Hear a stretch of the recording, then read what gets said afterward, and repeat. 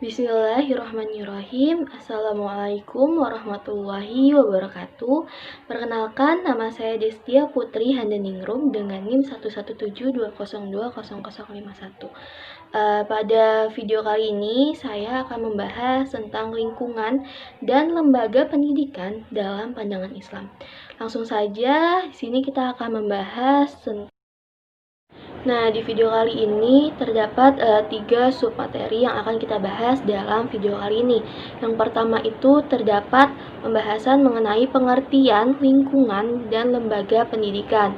Yang kedua, terdapat jenis lingkungan serta perannya masing-masing.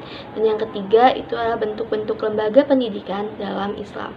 Kita lanjut saja ke pembahasan materi yang pertama, yaitu pengertian lingkungan pendidikan, di mana dalam arti yang luas lingkungan itu tuh termasuk atau mencakup iklim serta geografis, itu tempat tinggal, adat istiadat, pengetahuan, pendidikan dan alam. Dengan kata lain itu tuh bahwa lingkungan itu menjelaskan yaitu segala sesuatu yang tampak dan terdapat di dalam alam kehidupan yang senantiasa berkembang. Sedangkan menurut Milie yang dimaksud lingkungan itu tuh ditinjau dari perspektif pendidikan Islam, itu tuh adalah sesuatu yang ada di sekeliling tempat anak melakukan adaptasi. Sekeliling anak itu tuh melakukan adaptasi yang meliputi lingkungan alam dan lingkungan sosial. Nah, di situ tuh lingkungan alam itu mencakup seperti kayak udara, daratan, pegunungan, sungai, danau, lautan, dan lain sebagainya yang mencakup lingkungan alam. Sedangkan yang termasuk dalam lingkungan sosial itu sendiri ialah itu seperti rumah tangga, sekolah, rumah tangga atau keluarga itu sendiri, sekolah, dan masyarakat, seperti itu. Sedangkan yang dimaksud lingkungan yang ditinjau dari perspektif pendidikan Islam menurut Milie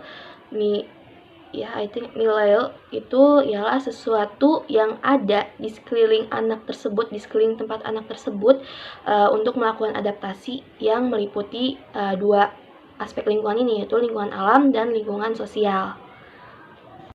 Nah, sedangkan pengertian lembaga pendidikan, secara etimologi, lembaga itu ialah sesuatu yang memberikan bentuk pada yang lain, badan atau organisasi yang bertujuan mengadakan sesuatu penelitian keilmuan atau melakukan sesuatu usaha. Nah, sedangkan lembaga pendidikan itu merupakan salah satu sistem yang memungkinkan keberlangsungannya pendidikan secara berkesinambungan dalam rangka mencapai tujuan pendidikan. Nah, di sini jadi dapat dikatakan bahwa lembaga itu adalah suatu sarana prasarana atau wadah tempat untuk berlangsungnya proses pendidikan, seperti itu. Nah, sekarang lanjut ke jenis lingkungan serta perannya masing-masing. Nah, jika dilihat dari segi anak didik tersebut, itu tuh telah nampak bahwa anak didik itu secara tetap hidup di dalam lingkungan masyarakat tertentu. Itu tempat ia mengalami pendidikan. Sedangkan menurut Ki Hajar Dewantara, lingkungan tersebut itu meliputi lingkungan seperti lingkungan keluarga, lingkungan sekolah, lingkungan masyarakat, yang disebut juga tripusat atau lingkungan pendidikan, di mana lingkungan yang sebelumnya itu terdapat lingkungan alam dan lingkungan sosial. Tapi sini akan lebih spesifik membahas tentang lingkungan sosialnya, di mana anak tersebut melakukan interaksi sosial, yaitu terdapat dalam lingkungan keluarga, lingkungan pendidikan, dan lingkungan masyarakat, lingkungan sekolah atau lingkungan pendidikan, itu kan seperti itu. Nah, di sini terdapat keluarga, di mana keluarga sendiri itu menurut Ki Hajar Dewantara itu adalah suasana kehidupan keluarga, itu merupakan tempat yang sebaik-baiknya untuk melakukan pendidikan individual maupun pendidikan sosial, gitu kan. Jadi keluarga ini tuh ibaratkan seperti tempat sebaik-baiknya dalam si anak itu melakukan pendidikan, gitu kan, dimana keluarga itu merupakan pengelompokan primer yang terdiri dari sejumlah kecil orang, karena hubungan searah. Keluarga itu dapat terbentuk keluarga inti, yang seperti kalian sudah tahu bahwa keluarga itu terdapat ayah, ibu, dan anak, itu keluarga inti. Nah, Nah, keluarga itu juga merupakan lembaga pendidikan tertua yang bersifat informal, yang pertama dan utama yang dialami oleh anak, serta lembaga pendidikan yang bersifat kodrati, yaitu di mana orang tua bertanggung jawab dalam memelihara, merawat, melindungi, serta mendidik anak agar tumbuh dan berkembang dengan baik. Lalu juga terdapat peran dari keluarga tersebut. Yang pertama, keluarga itu sebagai pengalaman pertama masa kanak-kanak pada anak. Gitu. Yang kedua, keluarga juga menjamin kehidupan emosional pada anak. Nah, terus juga keluarga juga berperan dalam menanamkan dasar pendidikan moral. Yang keempat, keluarga memberikan dasar pendidikan sosial serta meletakkan dasar-dasar pendidikan agama bagi anak-anak. Dan terdapat firman Allah Subhanahu wa taala yang terdapat pada Quran surat At-Tahrim ayat 6 yang berbunyi ya ayyuhalladzina amanu qu anfusakum wa ahlikum naro, yang artinya hai orang-orang yang beriman, peliharalah dirimu dan keluargamu dari api neraka. Di mana ayat ini menjelaskan bahwa keluarga ini tersebut yang terdiri dari ayah, ibu dan anak itu harus saling menjaga, saling memelihara agar keluarganya itu terhindar dari api neraka. Itu dari mulai pendidikan anak, dari mulai mendidik anak dan lain sebagainya. Nah, setelah lingkungan keluarga atau lingkungan rumah tersebut, itu yang kedua terdapat lingkungan sekolah.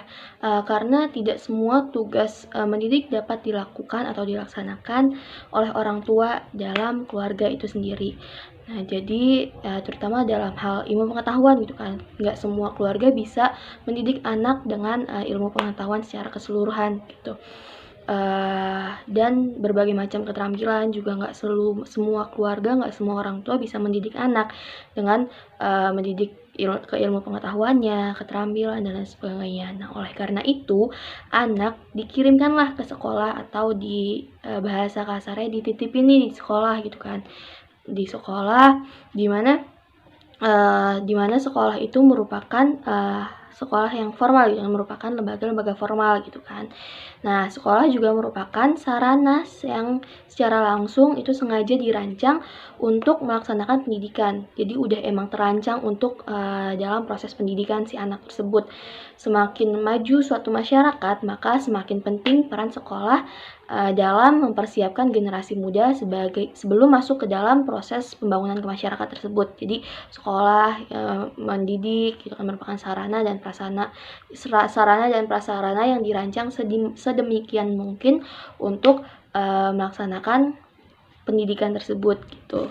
Dan sekolah pun bertanggung jawab atas pendidikan anak-anak tersebut selama anak tersebut itu diserahkan kepada lembaga sekolah tersebut. Jadi sekolah punya tanggung jawab gitu kan. Lalu apa sih peran dari sekolah tersebut bagi lingkungan anak gitu kan?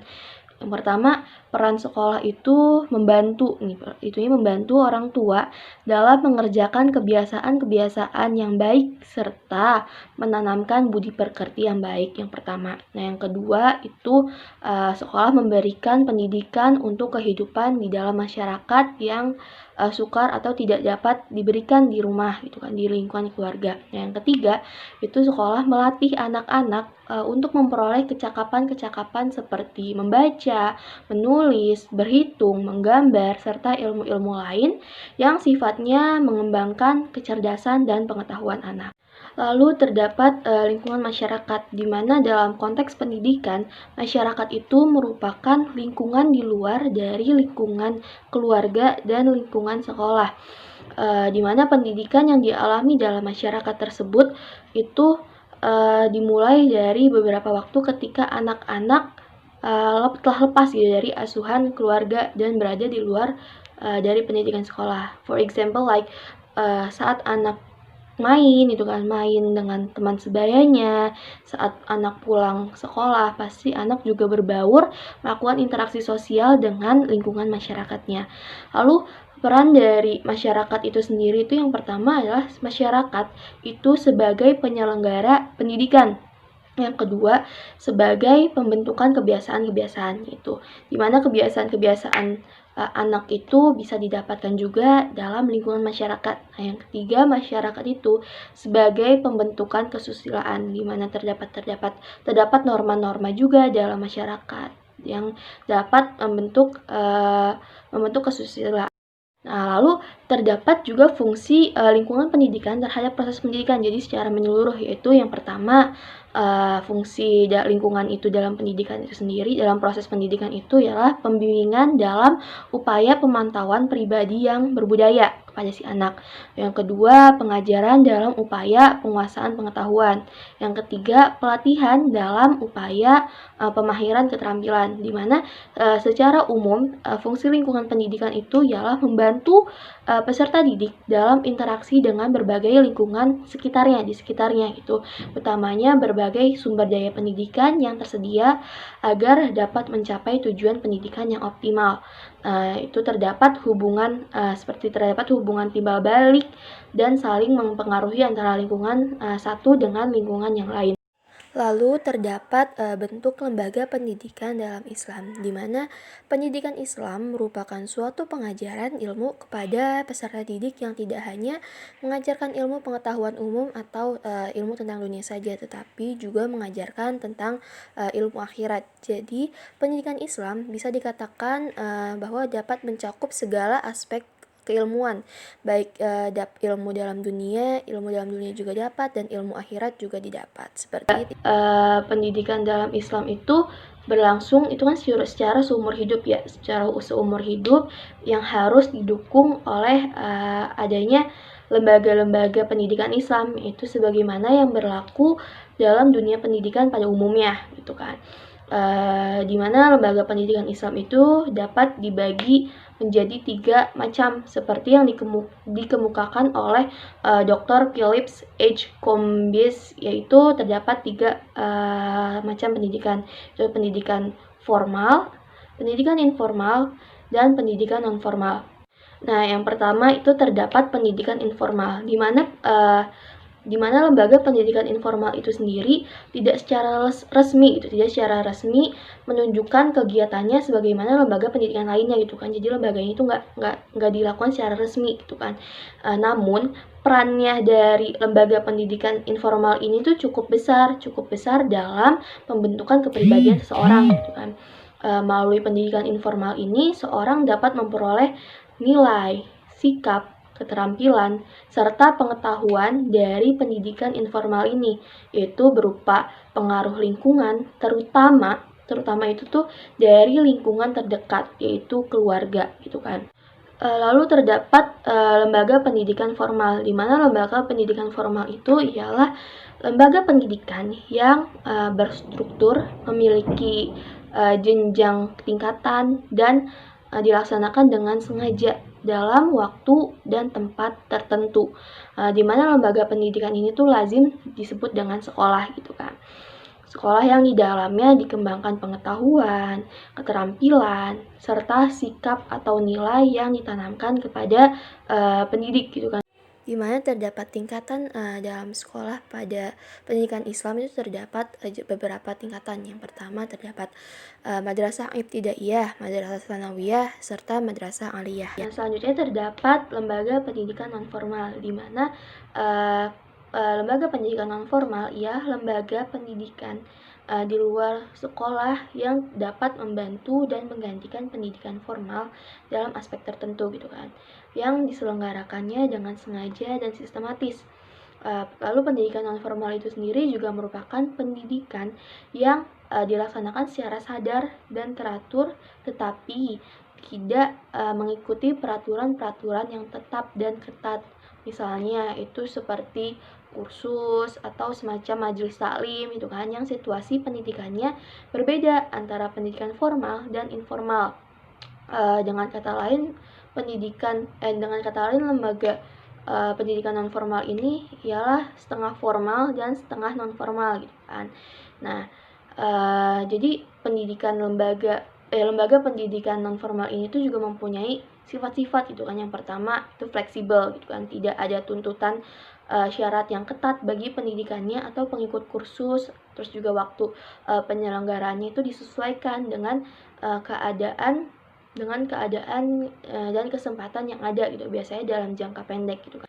Dan yang kedua itu bersifat efektif dan efisien.